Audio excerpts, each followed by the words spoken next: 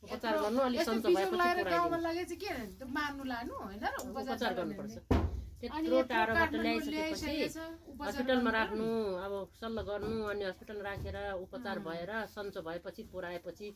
अब आफै त्यहाँबाट त अलिक होस हुन्छ नि त अहिले चाहिँ आफै औषधि खान्छ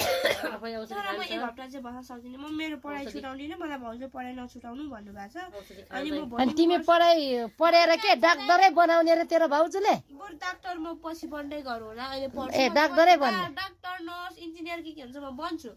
सके भने बनेर पनि देखाउँछु होइन सकिनँ भने त म भन्न सक्दिनँ होइन तिम्रो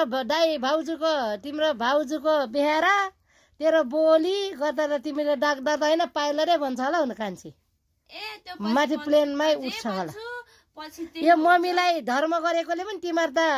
भोलि पर्सि पाइलट इन्जिनियर के भन्छ तिमीहरू यो आमाले एकदम धर्म गरेछ तिमीहरूले छोरा छोरी सबैले धर्म गरेछ बरु कुमारी ल्याली हेरेछ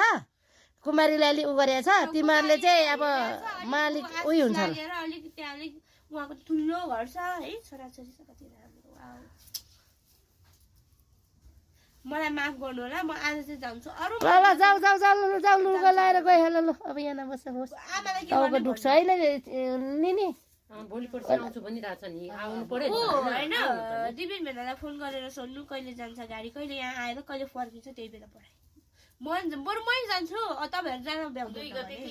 बेलुका आउँछु भन्दै छ नि एक गते बेलुका 2 गते पुर्याउने अब 6 गतेदेखि स्कुल छ 3 गते फर्किन्छु ल 1 गते आऊ म 2 गते गाडी मिलाउँछु ल जाऊ फेरि गाडी कसरी मिलाउनुहुन्छ फेरि गाउँ जाने म त आमा सक्दिनँ नि फेरि एकले त भाग्यो भने के बोल्छ यसले सक्छु भन्छ भरि के भन्छ गाडी मिलाए भने लान्छु भन्छ दिपिन भेना भयो भने त उहाँले पनि के गर्नुहुन्छ नि त